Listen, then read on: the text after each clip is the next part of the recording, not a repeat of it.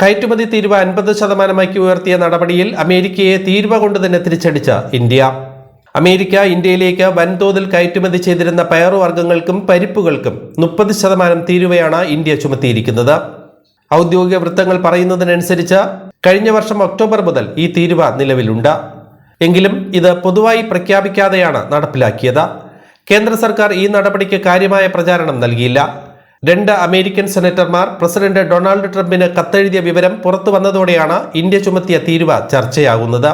India ചുമത്തിയ വൻ തീരുവയിൽ കർഷകരും കച്ചവടക്കാരും കടുത്ത പ്രതിസന്ധിയിലാണെന്നും തീരുവ കുറയ്ക്കാൻ പ്രധാനമന്ത്രി നരേന്ദ്രമോദിക്ക് മേൽ സമ്മർദ്ദം ചെലുത്തണമെന്നുമാണ് ട്രംപിനോട് സെനറ്റർമാർ ആവശ്യപ്പെട്ടിരിക്കുന്നത്.